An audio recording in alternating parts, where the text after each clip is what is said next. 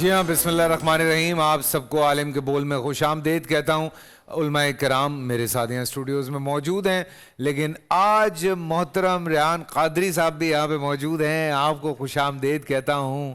اور ریحان بھائی، میں آن ایئر یہ بات بتاتا ہوں، آپ نے بڑی مدد کی ہے میری اللہ خوش رکھے. بہت ساری چیزوں میں. اللہ تھینک یو تعالیٰ سو آپ کو مچ. بہت کامیاب کرے. بہت اچھا پروگرام کر رہے ہیں ماشاء اللہ. Thank you so much, thank you so مچ.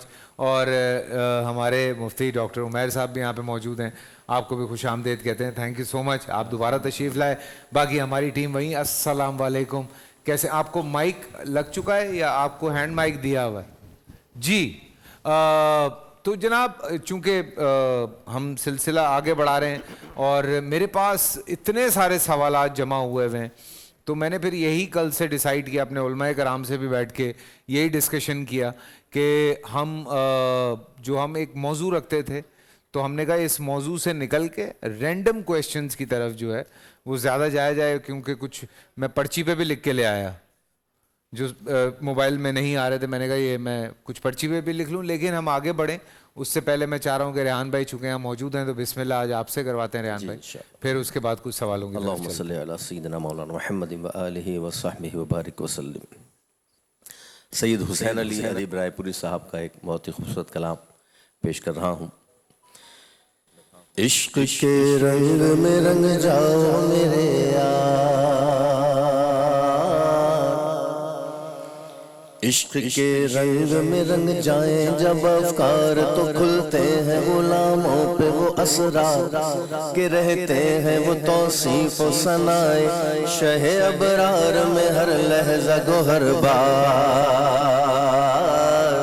ورنہ وہ سید علی نسبی، ہاں وہی امی لقبی، ہاشمی و مطلبی و عربی و قرشی و مدنی، اور کہاں ہم سے گنہگار.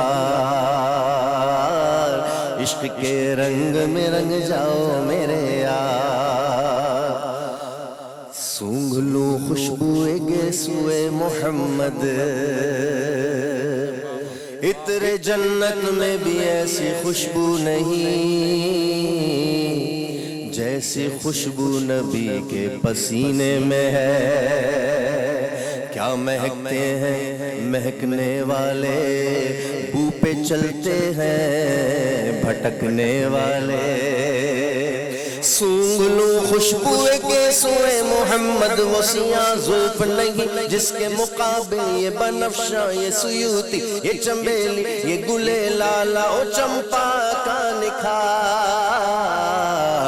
جس کی نکہت پہ ہے قربان گلو برگو سمنا، فعیا ہوئے ختن باد چمن، بوئے چمن، ناز چمن، نور چمن، رنگ چمن، سارا چمن زار.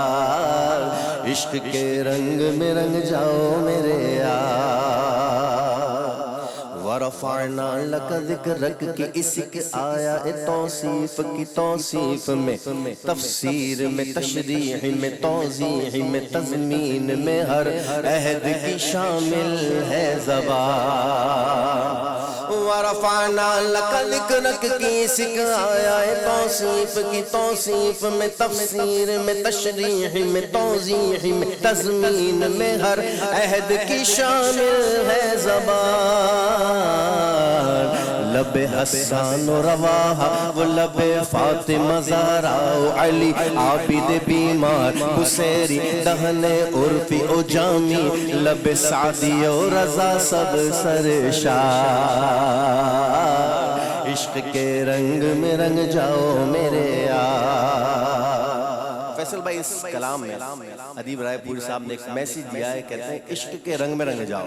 یہ زبان، رنگ اور نسل کے جھگڑے ختم کرو، عشق کے رنگ میں رنگ جاؤ. کیونکہ کہتے ہیں بعد میں کال کر. عشق کے رنگ میں رنگ جائے مہاجر ہو کے پختون و بلوچی ہو کے پنجابی او گجراتی او بنگالی او میمن ہو کے ہندی ہو کے سندھی، کسی خطے کی قبیلے کی زبان اس سے نہیں کوئی سروکار.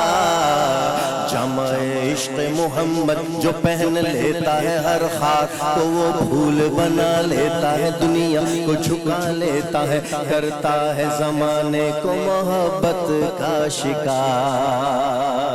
عشق کے رنگ میں رنگ جاؤ میرے یار، یہ مہاجر کی ہے سب، کہتے ہیں ایسی مسجد دیکھی کہ یہ مہاجر کی ہے سب، اور یہ پنجاب کی پختون کی سندھی کی بلوچی کی جدا پڑھ کے دکھاؤ تو کسی شہر کی مسجد میں کبھی ایسی نماز، یہ مہاجر کی ہے سب، اور یہ پنجابی کی پختون کی سندھی کی بلوچی کی جدا پڑھ کے دکھاؤ تو کسی شہر کی مسجد میں کبھی ایسی نماز، حرم کعبہ میں عرفات کے میدان میں یا روضہ سرکار پہ کیوں شان ملاتے ہو، وہاں کرتے نہیں رنگ کا اور نسل کا تم اپنی شمار، عشق کے رنگ میں رنگ جاؤ میرے یار،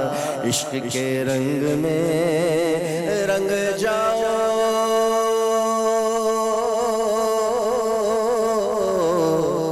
میرے یار۔ سبحان اللہ سبحان اللہ، خوش رہیے ریان صاحب، خوش رہیے۔ سید ریان قاضی صاحب ہمارے ساتھ یہاں پہ موجود ہیں اور بہت خوشی کی بات ہے، لیکن بہت سارے سوالوں کے ساتھ میں بھی موجود ہوں اپنے علماء کرام کے سامنے۔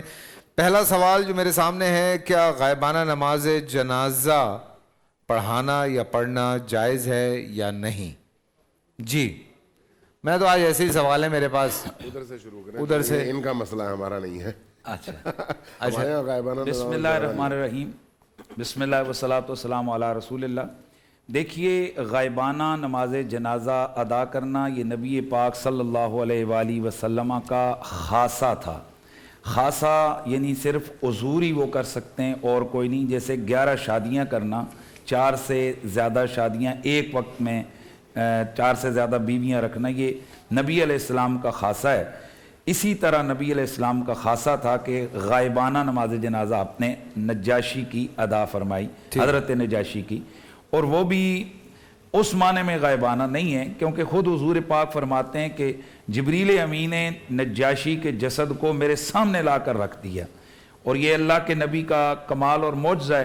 جس طرح معراج کے واقعے میں اللہ کے نبی کے لیے مسجد اقصیٰ کو اٹھا کر رکھ دیا گیا، تو کوئی بعید نہیں کہ جبریل امین ان کے لیے نجاشی کی میت کو سامنے رکھ دیں اور آپ نماز جنازہ ادا کریں۔ حضور کے بعد یہ نماز جنازہ غائبانہ طور پر ادا کرنا یہ کہیں بھی ثابت نہیں ہے۔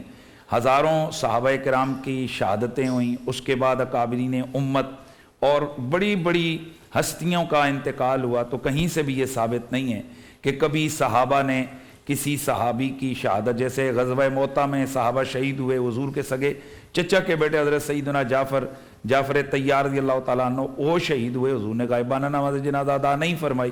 دیگر کئی صحابہ، جس طرح 100 صحابہ ایک وقت نماز جنازہ ادا کرنا، تو یہ بعد میں بھی ہوتی، صحابہ بھی ادا کرتے، امت بھی ادا کرتی، اور حضور بھی اس کو بعد ازاں ادا کرتے ہیں۔ لیکن حضرت یہ ہوتا ہے، کوئی ایسی شخصیت ہوتی ہے جس کا جنازہ پاکستان میں بھی ہو رہا ہے، یو کے میں بھی ہو رہا ہے، دیکھیں یہ سیاسی جنازہ ہوتا ہے، یہ سیاسی جنازہ ہوتا ہے۔ جیسے کچھ عرصہ پہلے کشمیر کے اندر ایک میت آیا کرتی تھی وہ جماعتوں کی، تو وہاں پر پھر ایک خط آتا تھا، اور وہ خط ہم پورے 15 سال وہی ایک ہی پیٹرن کا خط ہوتا تھا، میں تو شہید ہو گیا، پیچھے اور بھی آ جاؤ۔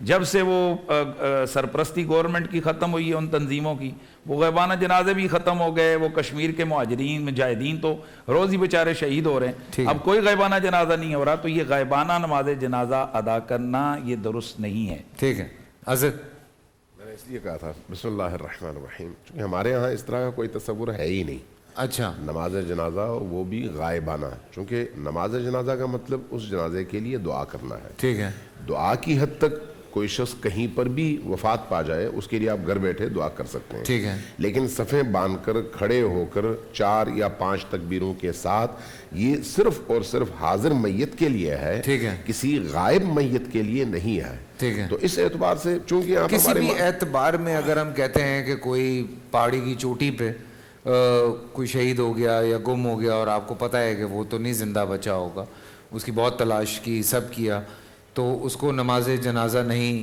ملے گی؟ نہیں، نماز جنازہ یہ نماز نہیں ہے نا، یہ تو دعا ہے۔ دعا ہے، چونکہ اس میں نہ رکوع ہے، نہ قیام ہے، نہ سجود ہے، ٹھیک ہے، اس میں صرف دعا ہے. اہل سنت کے یہاں 4 تکبیر اور ہمارے یہاں 5 تکبیروں کے ساتھ.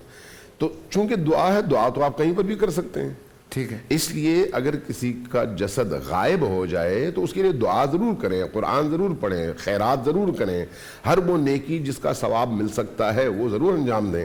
لیکن نماز جنازہ کا جو تصور ہمارے معاشرے میں بعض اوقات نظر آتا ہے وہ جس طیارے میں لوگ تباہ ہو جاتے ہیں، جس میں حادثات ہو جاتے ہیں. جی مفتی صاحب. دیکھیے نماز جنازہ کے لیے جیسے مفتی صاحب نے فرمایا وہ بات بالکل درست ہے، لیکن آگے بڑھیں تو نماز جنازہ کے لیے جسم کا ہونا سامنے شرط ہے. کم از کم ہمارے فقہاء نے لکھا ہے کہ آدھا جسم ہو جس پر جسم کا اطلاق ہوتا ہو. اگر کٹا ہوا بازو ہوگا تو اس پر نماز جنازہ نہیں ہوگی، یعنی جسم کا کم حصہ جس پر تو یہ جسم لوگ کا جو حادثوں کے شکار ہو جاتے ہیں ان کو نماز جنازہ نصیب نہیں ہوتی. دیکھیے بنیادی طور پر تو جب جسم ہی نہیں ہے، جب سامنے آپ کے کوئی چیز نہیں ہے تو اس کا جنازہ کیسے ہوگا؟ دعا دعا کی جا سکتی ہے، روزانہ کرتے ہیں، ہزاروں دفعہ ہوتی ہے. دعا کی جا سکتی ہے، لیکن جس طرح ہم نماز جنازہ ادا کرتے ہیں اس کے لیے جنازے میت کا سامنے ہونا شرط ہے. کم از کم اتنا کہ جس پر میت کا اطلاق ہوتا ہو، آدھا یا آدھے سے زیادہ جسم. جی عمر بھائی. بسم اللہ الرحمن الرحیم. نماز جنازہ اگر کسی غائب شخص کے لیے ادا کی جائے تو حضرت امام شافعی اور امام احمد بن حنبل کے ہاں نماز جنازہ غائبانہ طور پر پڑھی جاتی ہے. اور ظاہر ہے کہ انہوں نے اس کی بنیادی دلیل جو اختیار کی ہے وہ حضرت اسحمہ رضی اللہ تعالی عنہ، جن کو نجاشی کے نام سے یا نیگس کے نام سے ہم جانتے ہیں، تو آپ رضی اللہ تعالی عنہ کا جنازہ نبی کریم صلی اللہ علیہ وسلم نے مدینہ طیبہ میں ادا فرمایا. تو امام شافعی اور امام احمد بن حنبل کے ہاں تو جنازے کی نماز غائبانہ ادا کی جاتی ہے، لیکن احناف کے ہاں غائبانہ نماز جنازہ نہیں ہے. لیکن اگر آپ خاص طور پر نماز جنازہ کی دعا دیکھیں تو اس دعا میں تو ہم کہتے ہیں کہ یہ ہمارے زندوں کے لیے بھی ہے، ہمارے مردوں کے لیے بھی ہے. وَالشَّاهِدِينَ وَغَائِبِينَ، جو حاضر ہے اس کے لیے بھی دعا ہو رہی ہے، جو غائب ہے اس کے لیے بھی دعا ہو رہی ہے. تو اس لیے احناف کے ہاں تو یہ ضرور ہے کہ وہ غائبانہ نماز جنازہ کے جواز کے قائل نہیں ہیں، لیکن جو 2 بڑے ائمہ ہیں ان کے ہاں غائبانہ نماز جنازہ ادا کی جاتی ہے. ٹھیک ہے. جی سبحان بھائی ایسا ہی ہے بالکل. آگے بڑھیں گے. اچھا جی یہ سبحان بھائی میرا آپ سے سوال ہے اور اس کے بعد پھر میں سب سے جوابات لے لوں گا. اور شاہد صاحب ہمارے ساتھ موجود ہے. حضرت میں معذرت چاہوں گا، میں آپ کی طرف بھی آتا ہوں. کچھ سوالات بڑے امپورٹنٹ ہیں. کیا عورتوں کا امامت کرانا جائز ہے یا نہیں؟ اگر عورتیں امامت کرائیں گی تو صرف عورتوں کی امامت کریں گی یا ساتھ میں مرد بھی ان کے پیچھے نماز پڑھ سکتے ہیں؟ وضاحت سے جواب چاہیے. اب کتنی وضاحت چاہیے بھائی، یہ تو لمبا ہو جائے گا. جی نحمدہ نصلی علی رسولہ الکریم. دیکھیں جی ہم شریعت کے مکلف ہیں اور یہاں پر عقل سے زیادہ نقل کو دیکھا جاتا ہے. عقل کو بھی دیکھا جاتا ہے لیکن اگر وہ نقل سے اور منقولات سے ٹکرائے تو پھر عقل کو چھوڑ دیا جاتا ہے. مرد اور عورت کے بہت سے احکامات میں فرق ہے. ان کی نماز کے مسائل بھی اگر ہم لے لیں تو ان کی نماز کے طریقے میں اور جو ان کو ایام اور بیماری ہوتی ہے اس اعتبار سے مسائل میں فرق ہوتا ہے. تو احناف کے ہاں امام ابو حنیفہ رحمۃ اللہ علیہ کے ہاں عورتوں کی جماعت جو ہے وہ بھی ٹھیک نہیں ہے. یعنی عورت کا امامت کرانا اس کی تو اہلیت ہی نہیں ہے، جو ایلیجیبلٹی کرائیٹیریا ہیں وہی اس کے اندر شامل نہیں. لیکن عورتوں کی جماعت کرنا وہ بھی ہمارے ہاں ٹھیک نہیں ہے. رسول اللہ صلی اللہ علیہ وسلم نے فرمایا کہ عورت کی نماز گھر کی نماز مسجد کی نماز سے بہتر ہے، اور پھر فرمایا گھر کے اندرونی کمرے کی نماز اس کے صحن کی نماز سے بہتر ہے.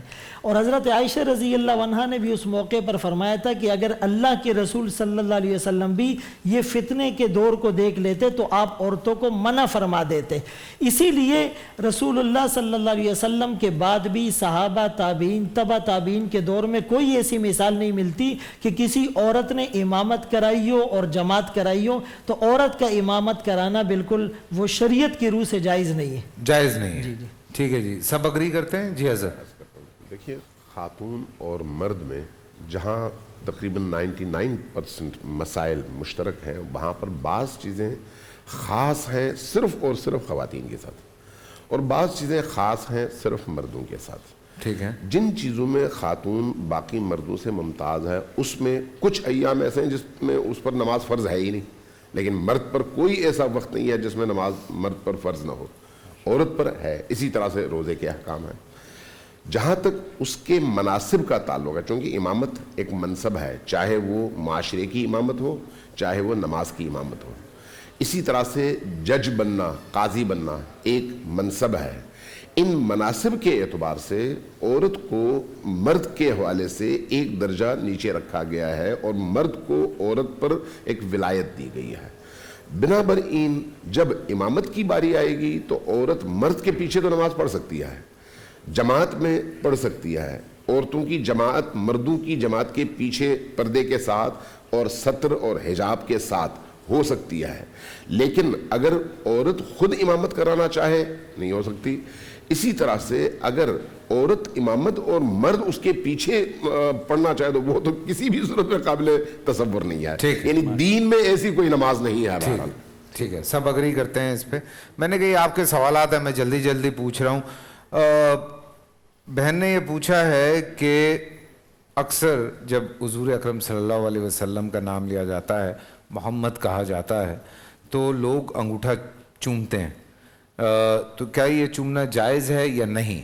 جی دیکھیے، اذان میں جب آپ صلی اللہ علیہ وسلم کا اسم گرامی لیا جائے اور دونوں ناخنوں کے انگوٹھوں کو چوما جائے تو ہمارے ہاں فقہ حنفی کی ایک کتاب ہے در مختار اور اس کی شرح ہے رد المختار، اور ہمارے ہاں تقریباً جتنے بھی آپ کو حنفی اسکول آف تھاٹ میں بڑے مسالک نظر آتے ہیں تو وہ دونوں اس کتاب کو تسلیم کرتے ہیں کہ یہ فقہ حنفی کی ایک معتبر کتاب ہے۔ تو اس میں کتاب الاذان میں حضرت علامہ شامی رحمۃ اللہ علیہ نے مسند فردوس امام دیلمی کی کتاب ہے، اس کے حوالے سے یہ حدیث لکھی ہے کہ من قبل ظفری ابہامیہ عند سماع اشہد ان محمد الرسول اللہ فی الاذان انا قائدہ و مدخلہ فی صفوف الجنہ، کہ آپ صلی اللہ علیہ وسلم نے فرمایا کہ جس نے اذان میں اشہد ان محمد الرسول اللہ سن کر اپنے دونوں انگوٹھوں کے ناخنوں کو چوما تو فرمایا میں قیامت کے دن اس کی قیادت کروں گا اور جنت کی صفوں میں داخل فرما دوں گا۔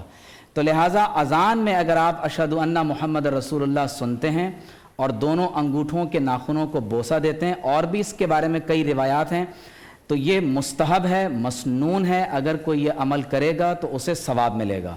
جو یہ لوگ کام نہیں کرتے انہیں چاہیے کہ کرنے والوں کو منع نہ کریں، اور جو انگوٹھے نہ چومیں تو چومنے والوں کو چاہیے کہ ان پر زجر و توبیخ اور ساتھ میں عتاب نہ کریں اور عقاب کی وعید نہ سنائیں، کیونکہ یہ ایک مستحب عمل ہے، ایک مسنون کام۔ ٹھیک ہے جی، اس میں مسئلہ مفتی صاحب نے بڑے معتدل انداز سے بات کی کہ دیکھیں جی، رسول اللہ صلی اللہ علیہ وسلم کی جو سنت ہوتی ہے تو اس کا سب سے زیادہ جو پتہ ہوتا ہے وہ صحابہ اکرام کو ہوتا ہے، چونکہ انہوں نے وحی کو اپنی آنکھوں سے اترتے ہوئے دیکھا اور وحی کو سنا، آقا کے پیچھے نماز پڑھی، ان کے زمانے میں اذانیں بھی ہوئی۔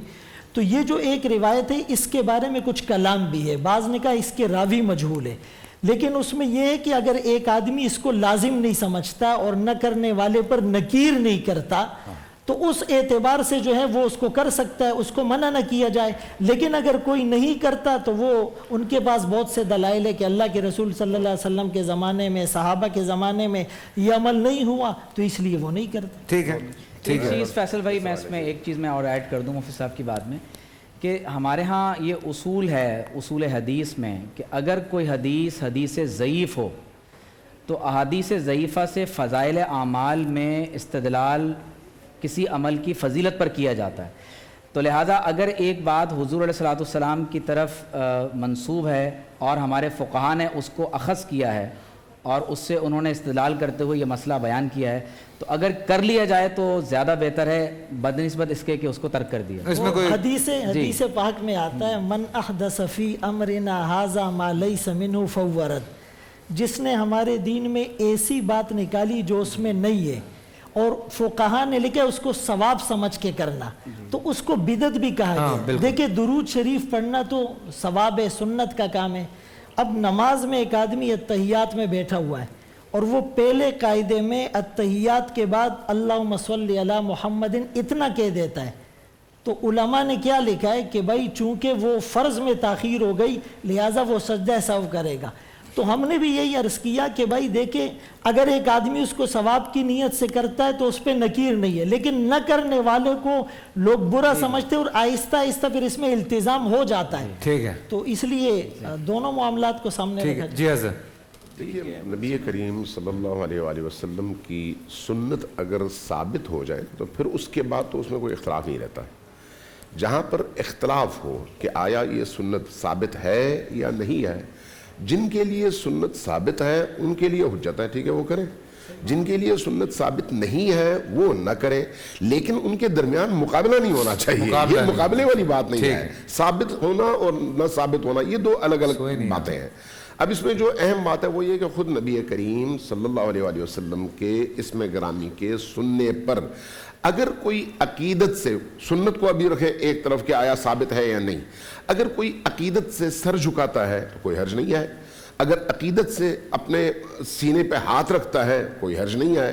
عقیدت سے کوئی اگر اپنے ناخن دونوں چومتا ہے کوئی حرج نہیں ہے.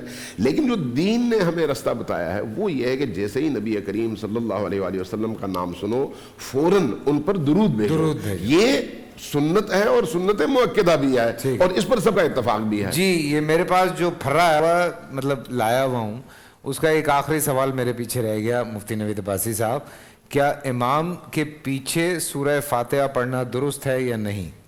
ہمارے ہاں امام کی ساتھ جو نماز پڑھی جاتی ہے وہ جاری ہو یا سری، ہر دو صورتوں میں احناف کے ہاں یہ مسئلہ ہے کہ وہ مقتدی پیچھے خاموش رہیں گے، وہ قرات نہیں کریں گے. جس زمانے میں حضرت سیدنا امام اعظم ابو حنیفہ رحمۃ اللہ تعالیٰ علیہ آپ نے یہ مسئلہ بیان کیا تو لوگوں نے بڑا شور کیا، آپ کے مکان پر بھی آگے روایات میں موجود ہے.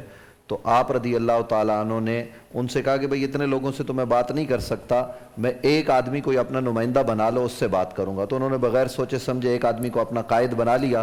امام صاحب نے کہا تمہارے سوال کا جواب تمہیں مل گیا، اس لیے کہ اتنے لوگوں کی بات میں نہیں سن سکتا تھا، میں نے تمہیں ایک نمائندہ بنانے کا کہا، وکیل بنانے کا کہا، تو تم نے وکیل جو ہے وہ بنا لیا ہے. تو اب ایسے ہی جب آپ امام کو وکیل بناتے ہو تو وہ پڑھتا ہے تو اس کا پڑھنا سب کی طرف سے ہو جاتا ہے. ٹھیک ہے. جی دیکھیے نماز فجر میں چونکہ بالجہر ہے اس میں دونوں رکعتوں میں مأموم کا امام کے پیچھے خاموش رہنا دونوں رکعتوں میں سورت پڑھتے ہوئے، ٹھیک ہے، لیکن وہ لازم ہے. لیکن جب آپ رکوع اور سجود کے اذکار کی باری آئے گی تو وہاں پر آپ پڑھنے کے پابند ہیں، وہاں پر آپ خاموش نہیں رہیں گے، وہاں پر پڑھیں گے. اسی طرح سے ظہر اور عصر دونوں چونکہ بالجہر نہیں ہے بالاخفاء ہے، وہاں پر بھی امام پڑھیں گے، امام پڑھے گا جو بھی امامت کروا رہا ہے، اور مأموم جو ہے پہلی دو رکعتوں میں خاموش رہے گا. ٹھیک ہے. اگلی دو رکعتوں میں ظاہر ہے وہ ذکر سب کو پڑھنا ہے، اس لیے اس نے بھی ہر صورت میں پڑھنا ہے. ٹھیک ہے. مغرب اور عشاء میں بھی رکوع و قیام و سجود کے جو اذکار ہیں وہ ضرور پڑھیں گے، لیکن اس کے بعد مغرب کی تیسری رکعت اور عشاء کی تیسری اور چوتھی رکعت کے اذکار جو ہیں وہ مأموم ضرور پڑھے گا.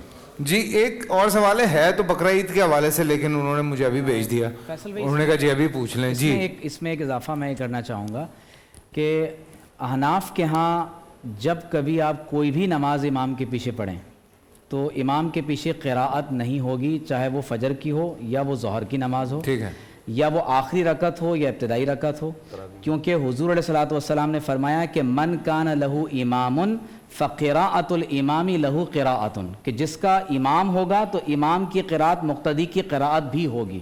تو لہٰذا سری تلاوت ہو یا جہری ہو، وہ تراویح کی نماز ہو، بہر صورت اگر امام کے پیچھے نماز پڑھی جا رہی ہے تو تلاوت احناف کے ہاں نہیں کی جائے گی. ہاں لیکن سننا پوری کنسنٹریشن کے ساتھ ہوتا ہے. ہمارے پاس کالر ہیں جی کوئٹہ سے، معشوق علی صاحب، السلام علیکم. جی وعلیکم السلام. حضرت کیسے ہیں آپ؟ ٹھیک ٹھاک ہیں؟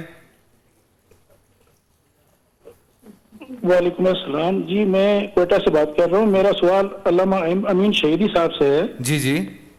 کہ میرا کوئی ہارٹ کا پرابلم تھا تو انہوں نے سرجری کی تو ڈیوائس ڈلی ہوئی ہے. ٹھیک ہے. وہ بیٹی ہے، جب انسان اس دنیا سے جاتا ہے تو کیا وہ نکالنا لازمی ہے؟ ہاں ہاں اچھا سوال ہے، اللہ پاک آپ کو لمبی عمر دے حضرت. دوسرا یہ ہے کہ جو لوگ مصنوعی یہ بال وغیرہ لگواتے ہیں، یہ ہم نے کل، یہ آ جائے گا جواب آپ کو اس کا، یہ ہم نوٹ کر لیتے ہیں، آپ اندر لکھوا دیں.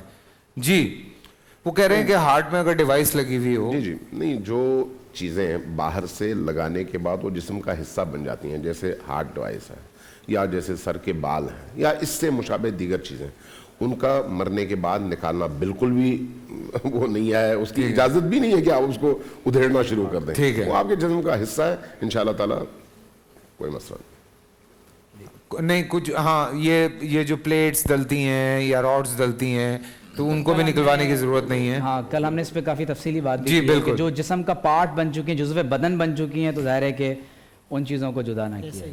حضرت آپ سے میرا بڑا انٹرسٹنگ سوال ہے. سوال کیا ہے؟ سوال یہ ہے بقرہ عید کا, لیکن اس نے بھائی نے ابھی بھیج دیا, میں نے کہا میں پوچھ لوں ہاتھ کے ہاتھ, ابھی 2.5 مہینے صبر کرو.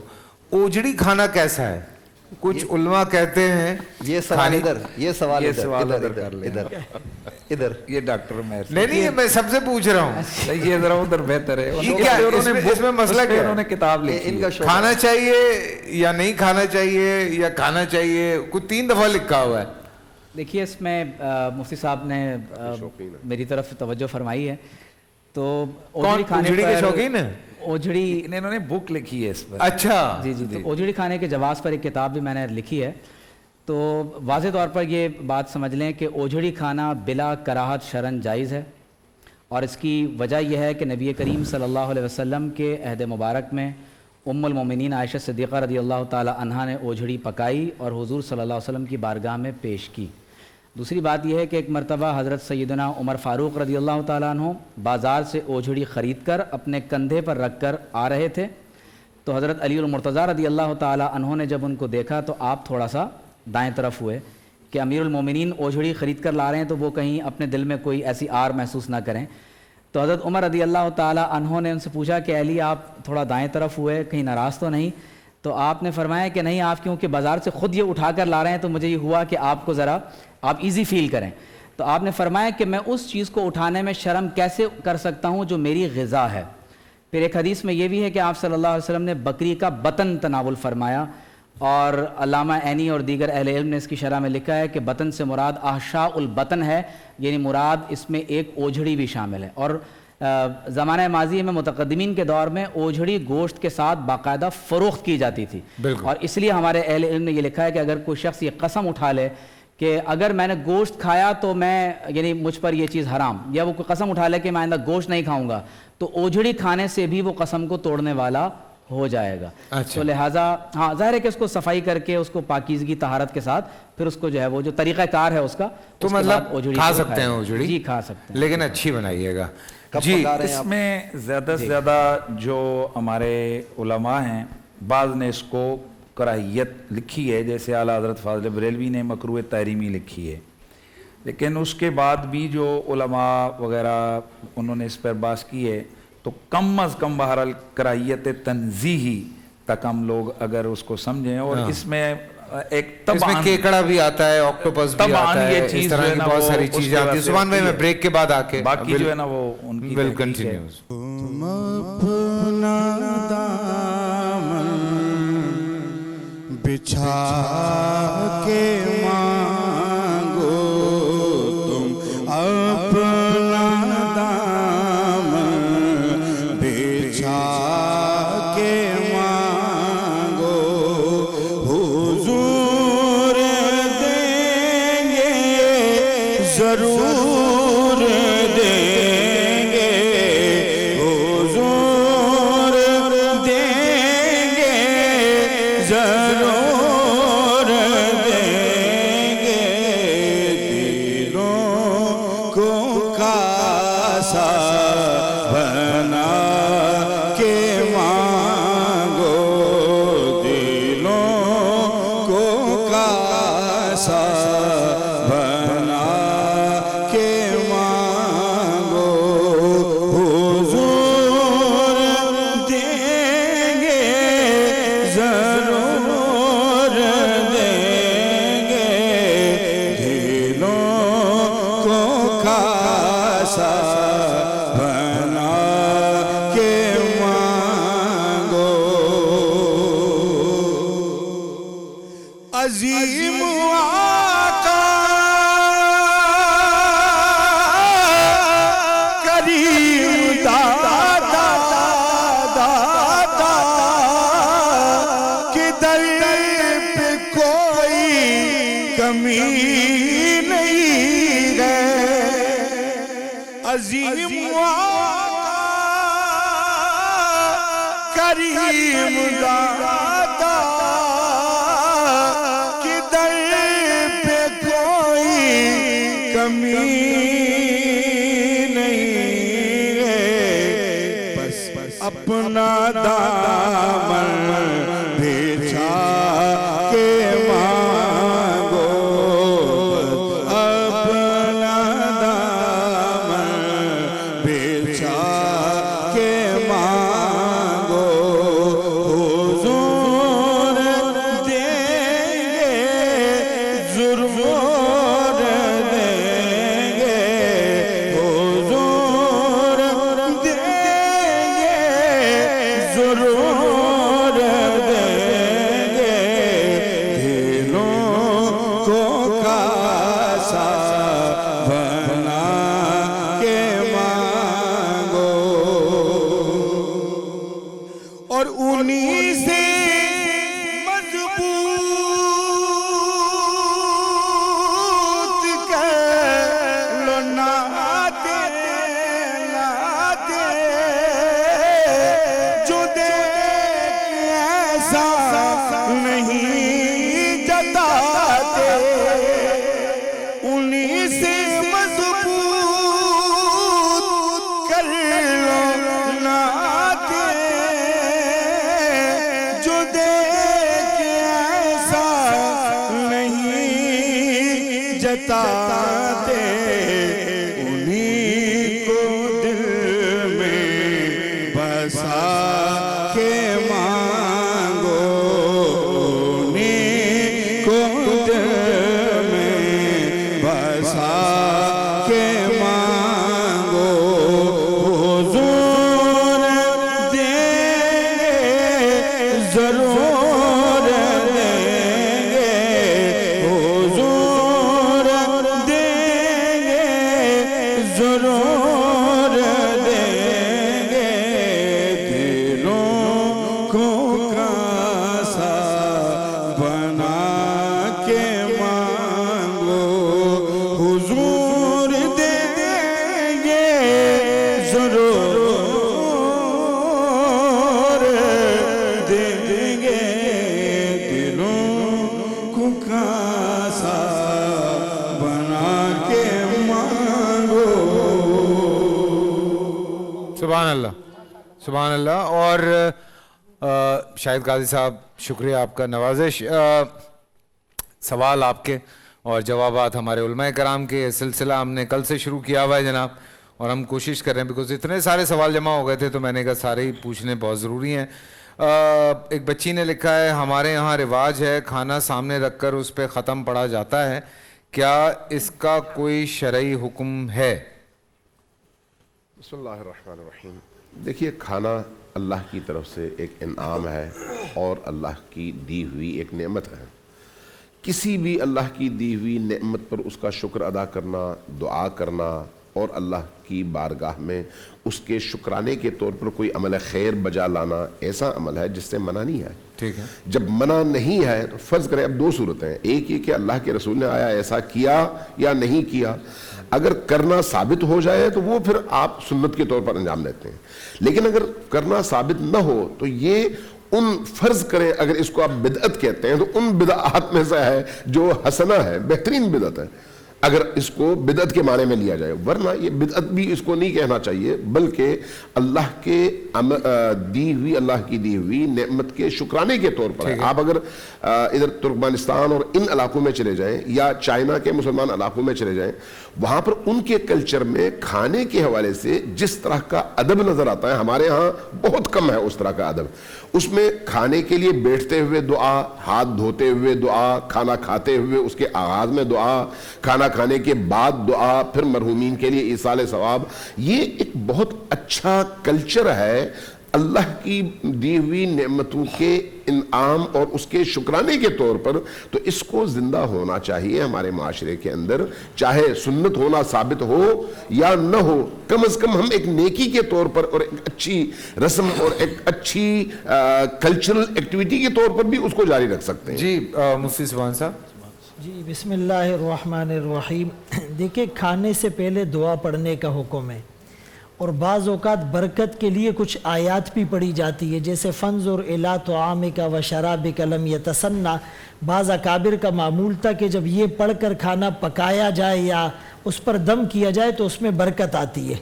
تو اس میں کسی کو اختلاف نہیں ہے، لیکن مسئلہ یہ ہے کہ اس سے زیادہ ضروری چیز کیا ہے کہ وہ کھانا حلال کا ہو، وہ کمایا ہوا حلال کا ہو. اگر ایک آدمی کھانے میں اور کمانے میں حلال کا خیال نہیں رکھتا تو اب وہ جتنی بھی دعائیں پڑھے گا وہ اس کو فائدہ نہیں دے گی. لفظ تاثیر سے بنتے ہیں، تلفظ سے نہیں. اہل دل آج بھی ہے اہل زبان سے آگے. قرآن کریم میں رسولوں کو خطاب ہے، کلوا من الطیبات واعملوا صالحا، کہ پاک اور حلال چیزیں کھاؤ اور نیک عمل کرو. کافر صرف ہائیجینک ہونے کو دیکھتا ہے، مسلمان حلال ہونے کو دیکھتا ہے. حالانکہ دونوں چیزیں ضروری ہیں کہ حلال بھی ہو اور صاف ستھری بھی ہو. تو فرمائے کھانے کا نیک عمل سے کیا جوڑ؟ اشارہ ہے اس بات کی طرف کھانا پینا حلال ہوگا تو نیک اعمال کی توفیق ملے گی. ٹھیک ہے. قرآن مجید میں اللہ تعالیٰ فرماتا ہے وَمَا لَكُمْ أَلَّا تَأْكُلُوا مِمَّا ذُكِرَ اسْمُ اللَّهِ عَلَيْهِ. تمہیں کیا ہو گیا کہ تم اس کھانے میں سے نہیں کھاتے ہو جس پر اللہ تعالیٰ کا نام لیا جائے؟ تو کھانا سامنے رکھ کر جب اس پر اللہ تعالیٰ کا نام آپ لیں گے یا کلمات طیبات پڑھیں گے، قرآن کی آیتیں پڑھیں گے تو اس میں برکت آئے گی. اور نبی پاک صلی اللہ علیہ وسلم سے یہ حدیث سے ثابت ہے کہ ایک غزوے کے موقع پر صحابہ کرام نے عرض کی یا رسول اللہ ہمارا کھانا جو ہے نا وہ کم پڑ گیا. تو حضور نے فرمایا کہ تمہارے جتنے بھی تمہارے تھیلے ہیں جہاں کرچیاں ہیں جن میں تم نے سامان رکھا ہے جو کچھ ہے اس کو سارا یہاں ایک دسترخوان پہ جمع کرو. تو جب جمع کیا گیا تو صحابی فرماتے ہیں حضور نے کچھ پڑھا. تو اب ہم کہتے ہیں وہ کیا پڑھا ہوگا؟ کوئی کلمات طیبات پڑھے ہیں، قرآن مجید پڑھا ہے. پڑھ کر پھر آپ نے دعا کی تو فرمایا کہ پھر ہم سارے ہمارے برتن بھر گئے لیکن وہ دسترخوان کا وہ کھانا ختم نہیں ہوا. تو اگر کوئی برکت کے لیے پڑھتا ہے بہت اچھی بات ہے، یہ کوئی اس میں حرج نہیں. ایک درود پاک ہے، کہیں اگر ایسا ہو کہ کھانا کم پڑ جائے، میں نے درود پاک کی برکت دیکھی ہے محفلوں میں، شادیوں میں ایسا ہوا، ہمارے بزرگوں میں چلتا آ رہا ہے کہ درود پاک پڑھ کر دم کر دیا جائے. میرا بارہا تجربہ ہے، بھائی باراتی زیادہ آ گئے، شادی میں کم لوگوں کو بلایا تھا، پتہ چلا بارات میں لڑکی والے مہمان بھی زیادہ آ گئے یا باراتی بھی زیادہ. یہ درود پاک پڑھ کر جب ہمارے اکابرین بزرگ بتایا کرتے دم کریں تو کم کھانے میں بھی برکت ہو جاتی ہے. وہ درود پاک میں بتا دیتا ہوں تاکہ ناظرین کو بھی فائدہ ہو جائے گا. اللہم صلی علی سیدنا و مولانا محمد صلاۃ دائمۃ مقبولۃ تؤدی بها عنا حقہ العظیم. بلکہ علماء جانتے ہیں دلائل الخیرات میں جب وہ امام سلیمان جزولی رحمۃ اللہ علیہ کو پانی نہیں تھا کنویں میں، آپ کو وضو کرنا تھا تو بچی آئی اور بچی نے کچھ پڑھ کر پھونک دیا، وہ پانی اوپر آ گیا. آپ نے وضو کیا، بعد میں بچی سے پوچھا بچہ تمہیں پڑھا کیا تھا کہ کنویں کا پانی اوپر آ گیا؟ تو بچی نے کہا حضرت میں نے تو یہ درود پاک پڑھا تھا. سلیمان جزولی فرماتے ہیں اس درود پاک کی برکت سے میں نے پھر اس تحیہ کیا اور درود پاک پر کتاب لکھی دلائل الخیرات، اس میں درود پاک ہے. اس کو صلاۃ البر بھی کہتے ہیں. کہیں بھی قلت ہو یہ کثرت میں بدل دیتا ہے. الحمدللہ اس کو پڑھ کر اگر دم کریں تو کھانے میں برکت ہو جاتی ہے. جب درود پاک پڑھ کر دم کریں گے برکت ہو جائے گی. جیسے حضرت یہ فرما رہے ہیں تو ہم قرآن کی آیات پڑھیں گے تو سارے گھر میں پورے سال ہی برکت ہوگی. سبحان اللہ.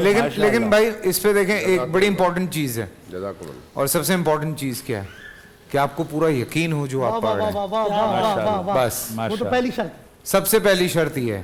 یہ نہیں کہ اندر سے آپ ڈاماڈول چل رہے ہیں کہ پتہ نہیں پڑھ تو رہا ہوں یہ ہوگا نہیں ہوگا اور میں پڑھ بھی رہا ہوں.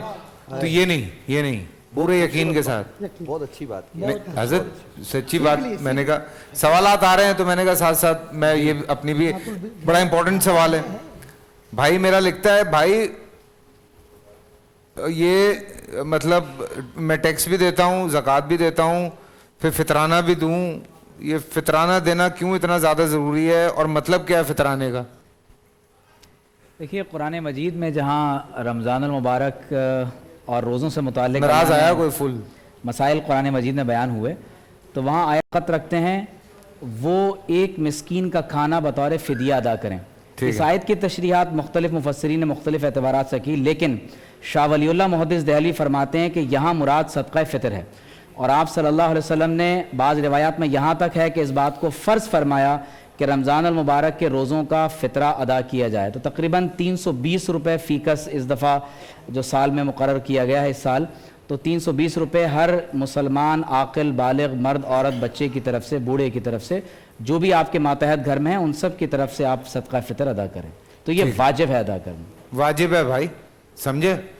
یہ جو ہے وہ جراثیم ختم کرتا. کیا ہوا مجھے بتاؤ, مجھے بتاؤ کیا چاہیے, کیا چاہیے؟ ماما چاہیے. آپ نے کھانا کیا ہے؟ آپ نے KFC کھانا ہے یا کچھ اور کھانا ہے؟ آپ کو کینڈیز دوں؟ کینڈیز کھائیں گے آپ؟ بتائیے مجھے, آپ کو چاکلیٹ پسند ہے؟ ہیں؟ You like chocolate? یہ باکس دینا مجھے. یہ آگے رکھا ہوا, آگے آگے آگے, اس سے بھی آگے, یہ والا. ہاں شاباش, یہ دے دو, پکڑا دو. یہ کینڈی چسٹ کی جانب سے ہے جی. اور یہ ہماری پیاری سی بیبی, جب بچے رو رہے ہوتے ہیں میں نے تو پکڑ لیا ہی ہے, جہاں بچے رو رہے ہوتے ہیں کینڈی چسٹ پکڑا دیتا ہوں, بچہ چپ ہو جاتا ہے. سو یہ آپ بھی کر سکتے ہیں. یہ دیکھیے چاکلیٹس ہیں ڈھیر ساری, ٹھیک ہے. if you don't want to eat burger you can eat this, لیکن گھر جا کے پھر برش کرنا ہے اچھے سے دانتوں میں, ٹھیک ہے. چلیں یہ آپ یہ کھائیں, یہ نہیں چھوڑیں برگر, آپ یہاں رکھیں, آپ کینڈیز کھائیں, ٹھیک ہے. اور تھینک یو بول دیں کینڈی چسٹ کو. اٹس اوکے, کھائیے کھائیے, مجھے دے دیں. یہ آپ ٹینشن نہ لیں, آپ کھائیے. یہ دیکھو ذرا, اس کے ہاتھ میں وہ ہے جو سب کے نام لکھے ہوئے. سو یہ دونوں, یہ والے, اچھا ماشاء اللہ کیا بات ہے. یہ آپ کو پتہ ہے کون ہے؟ یہ والے جو یہ صاحب ہیں, یہ جو گرین والے بچے, تو مجھے پتا ہے ان کے ساتھ جو ہیں یہ مفتی نوید صاحب کے صاحبزادے. میں کھول دوں؟ لاؤ میں کھول دیتا ہوں. ماشاءاللہ سے یہ مفتی نوید صاحب کے صاحبزادے ہیں. بیچارے کو روزہ اتنا لگ رہا تھا, آیا ہے اتنا بیچارہ اپسیٹ ہوا تھا. میں نے کہا بھائی تو پہلے روزہ کھول لے, بعد میں بات کریں گے. سو یہ میں ذرا جلدی سے انڈورسمنٹ کر دوں. یہ لیں جناب کینڈی چسٹ, یہ لیں, کھائیے ڈھیروں کھانے. سبحان بھائی آپ فطرانے کے حوالے سے کوئی بات کرنا چاہ رہے تھے, پھر وہ چونکہ بریک آ گئی تو بیچ میں ہی رہ گئی. جی, جو سوال پوچھا گیا ماشاءاللہ ڈاکٹر صاحب نے بہت مدلل انداز میں جواب دیا, لیکن میں نے کہا عوام کی سہولت کے لیے, جیسے لن تنالوا البر حتی تنفقوا مما تحبون, کہ ہرگز تم نیکی کے اعلیٰ درجے تک نہیں پہنچ سکتے جب تک راہ خدا میں اپنی پسندیدہ فیوریٹ چیزیں نہ خرچ کرو. تو ہمیں تو یہ سوچنا چاہیے کہ اگر کسی کو اللہ نے زیادہ صاحب استعداد اور حیثیت بنایا ہے, صاحب ثروت ہے, تو وہ گندم سے آگے بڑھ کر جو کے اعتبار سے صدقہ فطر دے, جو 500-600 روپے بنتا ہے, اس سے بھی اللہ نے زیادہ نوازا ہے تو وہ کھجور کے اعتبار سے دے جو 2000 کے قریب ہے. اس سے بھی زیادہ اللہ نے فراوانی دی تو وہ کشمش کے اعتبار سے دے جو 3000 سے 3500 کے درمیان میں ہے. تو انشاءاللہ جتنا رائے خدا میں خرچ کریں گے قیامت کے دن یہی چیزیں ہمارے کام آئے گی. جی بالکل, میں بتا دیتا ہوں. گندم 320, جو کا جو آٹا ہے وہ 480, کھجور 4 کلو جو ہے وہ 2800 ہے, اور کشمش درجہ اول جو ہے وہ 6400 ہے, اور درجہ دوم جو ہے وہ 4800 ہے. تو میں نے کہا یہ میں آپ کو فطرانے کے حوالے سے بتا دوں. سوالات تو بہت ہیں. لوگوں کو جو سمجھانے والی بات ہے وہ یہ ہے کہ فطرانہ تقریباً 3 کلو گندم ہے, اصل میں 3 کلو گندم. اب اس کا ریٹ مختلف علاقوں میں مختلف ہے. زیر کفالت جو ہوتا ہے, ہاں مختلف علاقوں میں گندم کا ریٹ مختلف ہوتا ہے, ٹھیک ہے. اس لیے اپنے علاقے کی نسبت سے جہاں پر جتنے میں وہ پر کلو ہے اس حساب سے 3 کلو کی قیمت نکالیں اور مستحق کو دے دیں. یہ جو ہے آپ کا واجب اور فرض صدقہ ہے یہ, ٹھیک ہے. اور جو انسان نہیں کماتا, وہ جس کے زیر کفالت ہوتا ہے, جو کفالت کر رہا ہوتا ہے, اس پہ فرض ہوتا ہے, چاہے وہ آپ کا بھائی کیوں نہ ہو, وہ دینا. یہ بالکل صحیح ہے حضرت. نہیں, اصل میں اس میں تھوڑا سا ایک اضافہ یہ ہے کہ فرض کر لیں کہ کوئی شخص اس قدر یعنی مالدار نہیں ہے کہ اس نے صدقہ فطر خود دینا ہے, تو ظاہر ہے اس پر تو دینا واجب نہیں ہوگا. لیکن اگر آپ کے ماتحت چھوٹے بچے ہیں, ان لوگوں کی طرف سے ہمیں صدقہ فطر دینا ہے. لیکن فرض کر لیں کہ میاں بیوی دونوں صاحب حیثیت ہیں, اور شوہر اپنی بیوی کی طرف سے بطور وکیل اگر فطر ادا کر دے گا تو ہو جائے گا. لیکن اگر شوہر نے کہا کہ نہیں میں تمہارا فطرہ ادا نہیں کر رہا, اپنا فطرہ خود جا کر ادا کرو, ٹھیک ہے, تو اس عورت پر لازم ہوگا کہ اپنا فطرہ اپنی ذاتی حیثیت میں ادا کرے. اور اگر چھوٹا بھائی ہے جو کام نہیں کر رہا؟ نہیں, چھوٹا بھائی اگر کام نہیں کر رہا تو اس کو تو فطرہ دینا چاہیے. بڑے بھائی کو, بڑے بھائی کو چاہیے کہ اپنے بھائی کو فطرہ دے دے. جو چیز اہم ہے نا وہ یہ ہے کہ فطرہ کون دینے کا پابند ہے اور کون لے سکتا ہے, ان دو طبقات کو الگ کرنے کی ضرورت ہے. جو شخص مستطیع ہے, جس کے پاس نوکری ہے, جس کے پاس کاروبار ہے, جس کے روز کا خرچہ اس کو ملتا ہے, مہینے کا خرچہ اس کو ملتا ہے, سال بھر وہ بھوکا نہیں رہتا, اس کے پاس پیسہ آتا ہے, وہ مستطیع ہے, ایسا بندہ زکوٰۃ فطرہ جو ہے دے گا. جس کے پاس جو خود یا کسی کے مرہون منت ہے, کسی کے زیر نگی ہے, یا بے روزگار ہے اور وہ نہیں لے سکتا, یا اس کا روزگار اتنا کم ہے کہ اس کا گزارا نہیں چلتا, وہ لینے والوں میں شامل ہے. لہٰذا اگر ایک گھر کا سربراہ گھر کے تمام افراد کا کفیل ہے تو وہ جب ادا کر دے گا تو سب کی طرف سے ادا ہو جائے گا. جی نوید بھائی, لاسٹ نے جو سوال کیا تھا اس کے شروع میں آپ نے زکوٰۃ کے حوالے سے بات کی تھی کہ لوگ زکوٰۃ کو ٹیکس سمجھتے ہیں. ہم نے آغاز رمضان میں یہیں پر یہ بات کی, زکوٰۃ یہ اللہ رب العالمین نے فرض کی ہے. وہ آدمی جس کے پاس 7.5 تولے سونا یا 52.5 تولے چاندی یا اس چاندی کے برابر اس کے پاس رقم ہے, اس پر سال گزرا ہے تو اس پر زکوٰۃ دینا لازم ہے, فرض ہے, ضروری ہے. اب اس میں حضرت میرے پاس ٹائم ختم ہو گیا, بس آخر میں یہ جو لوگ اس کو ٹیکس سمجھتے ہیں, اگر وہ اس معنی میں سمجھتے ہیں کہ یہ دینا ضروری ہے, فرض ہے, لازم ہے اور یہ ریاست کی ذمہ داری ہے وہ لے, ریاست اگر اسلامی ہو جیسا کہ نبی علیہ السلام کے زمانے میں, خلفائے راشدین کے زمانے میں تھا, اگر کوئی اس کو اس معنی میں ٹیکس کا نام دیتا ہے تو ٹھیک ہے, وگرنہ یہ ٹیکس نہیں ہے, وہ الگ سے ایک چیز ہے. زکوٰۃ جو ہے وہ فرض ہے اور یہ خود ادا کرنا ہے. ٹھیک ہے جی, ہماری کوشش یہی ہے کیونکہ اب چند دن آپ لوگوں کے ساتھ رہ گئے تو ہم کوشش کر رہے ہیں کہ آپ لوگوں کے زیادہ سے زیادہ سوال ایڈ کریں, اور سوالات بھیجیے ہمارے پروگرام کے نیچے. یوٹیوب پہ آپ ہمیں کوشچن لکھ کے بھیج سکتے ہیں, وہاں سے میں اٹھا لیتا ہوں, ہماری ٹیم اٹھا لیتی ہے سوال. چونکہ قاضی صاحب یہاں پہ موجود ہیں, میں اس طرح جانا نہیں چاہ رہا, کچھ دعائیہ پڑھتے ہوئے چلے جائیں تو ہمیں بڑی خوشی ہوگی. میری اب آپ سے ملاقات ہوگی سحری میں, اپنا خیال رکھیں, خوش رہیں, اور پھر آپ سے ملاقات ہوتی ہے. جناب سید ریحان قادری صاحب. کرم مانگتا ہوں, عطا مانگتا ہوں, الہی میں تجھ سے دعا مانگتا ہوں, عطا کر تو شان کریمی کا صدقہ, عطا ہو الہی رحیمی کا صدقہ. نہ مانگوں گا تجھ سے تو مانگوں گا کس سے, تیرا ہوں میں تجھ سے دعا